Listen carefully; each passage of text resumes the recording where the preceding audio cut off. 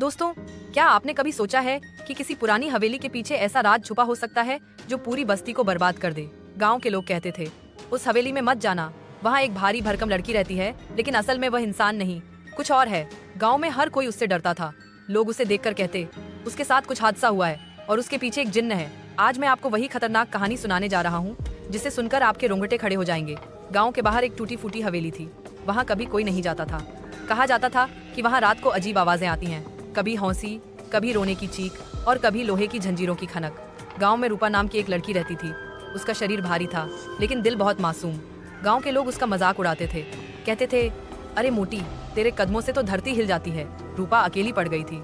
एक दिन बारिश की रात उसने गलती से उसी हवेली में शरण ले ली। यहीं से उसकी जिंदगी बदल गई। हवेली के अंदर अंधेरा था। अचानक दीवारों पर से साए उतरने लगे। एक गहरी आवाज गूंजी, आखिर कोई आया। सदियों से इंतजार था मुझे आजाद कराने वाले का। रूपा कांपते हुए बोली, कौन हो तुम? अचानक सामने एक जिन्न प्रकट हुआ। काले धुएं से बना शरीर, लाल चमकती आंखें और लंबी जंजीरों में बंधा हुआ। जिन्न बोला, मैं इस हवेली का कैदी हूँ, मुझे आजाद करो। मैं तुम्हारी सारी हंसी ठिठोली का बदला लूंगा। लोग तुम्हारा मजाक उड़ाते हैं ना, मैं उन्हें सबक सिखाऊंगा।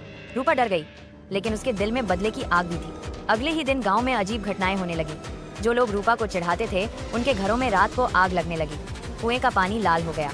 मारन और कई लोगों ने कहा कि उन्होंने आधी रात को रूपा को हवेली के दरवाजे पर जिन्न के साथ देखा है। गांव वाले घबरा गए। उन्होंने रूपा को दोषी ठहराया, लेकिन रूपा बोली, मैंने कुछ नहीं किया, ये सब जिन्न कर रहा है। गांव वाले मानने को तैयार नहीं हुए। एक रात गांव के कुछ लोग हवेली में झोंकने गए। उन्होंने देखा रूपा अकेली हवेली के बीच खड़ी थी और उसके पीछे वही जिन्न। लेकिन ध्यान से देखने पर सच सामने आया। असल में जिन्न रूपा को कंट्रोल कर रहा था। उसका शरीर भारी था, लेकिन उसके पीछे जो हादसा हुआ वो ये कि जिन्न ने उसे अपना माध्यम बना लिया था। वह अब सिर्फ इंसान नहीं थी, बल्कि जिन्न की छाया। गांव वाले पुजारी को बुलाकर हवेली पहुंचे। जिन्न चीखा, अगर इसे मुझसे अलग करने की कोशिश की तो पूरा गांव जला दूंगा। पुजारी ने मंत्र पढ़ना शुरू किया। रूपा दर्द से तड़पने लगी। उसके शरीर से काला धुआं निकलने लगा। अचानक रूपा चीखते हुए बोली, नहीं, मुझे मत आजाद करो, ये जिन्न ही मेरा अकेला सहारा है। जिन्न हंसने लगा, देखा, अब ये मेरी है। लेकिन उसी वक्त पुजारी ने आखिरी मंत्र पढ़ा। जिन्न जंजीरों में बंधकर फिर हवेली की दीवार में समा गया।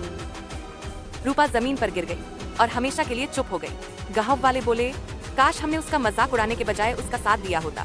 असल में रूपा के अकेलेपन और दर्द का फायदा जिन्न ने उठाया था। उसके दिल की कमजोरी ने उसे मौत की तरफ धकेल दिया। एजे, कभी भी किसी का मजाक मत उड़ाइए। एजे, अकेलापन सबसे बड़ा दुश्मन है और बुराई उसी का फायदा उठाती है। एजे, दूसरों को अपनाइए, वरना वो अंधेरे रास्तों पर चले जाते हैं।